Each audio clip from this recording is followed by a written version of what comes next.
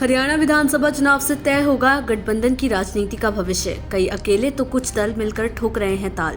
जी हां, हरियाणा में विधानसभा चुनाव गठबंधन की राजनीति का भविष्य तय करेंगे।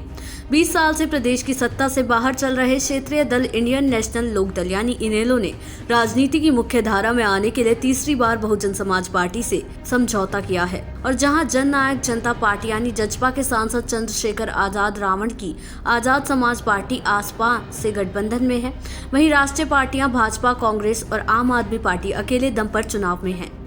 आपको बता दें, हरियाणा में 15वीं विधानसभा के गठन और नई सरकार के चुनाव के लिए इंतजार की घड़ियां खत्म हो चुकी हैं। शनिवार यानी आज सुबह ठीक 7 बजे सभी 90 सीटों के लिए मतदान शुरू हो गया है और शाम 7 बजे तक वोट डाल सकेंगे।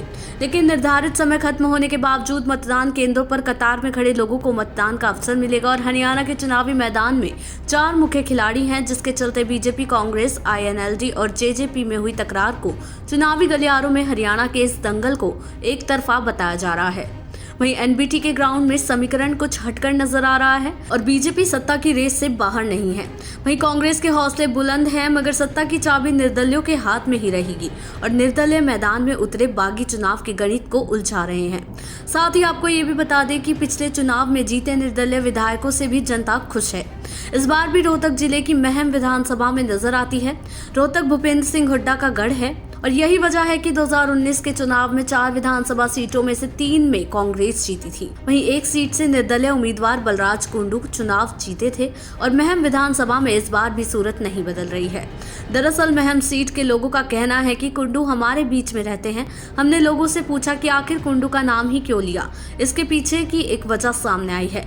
तारीफ करने वाला सिक्योरिटी गार्ड भी महम विधानसभा का था और सिक्योरिटी गार्ड ने बताया कि विधायक कुंडू ने हमारी छोरियों के लिए फ्री में बस चाल रखी है। हमारी छोरियां आराम से स्कूल जा रही हैं, हम भी टेंशन फ्री रहते हैं। चल भाई, गांव की ही बस में हमारी छोरी है। आज कुंडू की वजह से कई गांव की छोरियां स्कूल जा रही हैं। बाकी किसी भी बिटिया की शादी होती है तो कुंडू कन्यादान में मदद करते हैं। वो पिता के साथ बैठकर खाना खाते हैं और बोलते हैं कि अगर कोई जरूरत हो तो बता दो। 5000 रुपए भी देकर जाते हैं। इसलिए ना तो हम बीजेपी को और ना ही हम कांग्रेस को वोट देंगे। ऐसा हाल सिर्फ महम का नहीं है, बल्कि कई और ऐसी सीटें हैं जहां पर निर्दलीय उम्मीदवार खेल बिगाड़ रहे हैं। और इसके अलावा ऐसी दूसरी सीट है हिसार, जहां से सावित्री जिंदल निर्दलीय चुनाव लड़ रही हैं और उनके बेटे नवीन जिंदल कुरुक्षेत्र से बीजेपी सांसद हैं। सावित्री जिंदल ने भी बीजेपी से टिकट मांगा था मगर नहीं मिला, इसलिए उन्होंने निर्दलीय ही ताल ठोक दी। रिपोर्ट्स के मुताबिक हिसार में गरीब तबके से बातचीत में उन्होंने सावित्री जिंदल का नाम लिया। लोगों का कहना है कि सावित्री जिंदल बहुत अच्छी हैं और दयालु भी हैं। हमारी बात वो सुनती है। बीजेपी और कांग्रेस के प्रत्याशी तो सीधे मुंह बात नहीं करते और ऐसा ही कुछ दृश्य अंबाला कैंट का देखने को मिला। आपको बता दें कि वैसे तो यह अनिल विज का गढ़ माना जाता है और अंबाला कैंट से अनिल विज लगातार 6 बार चुनाव जीत चुके हैं, मगर इस बार कहानी अटक रही है। विज को इस बार संघर्ष करना पड़ रहा है।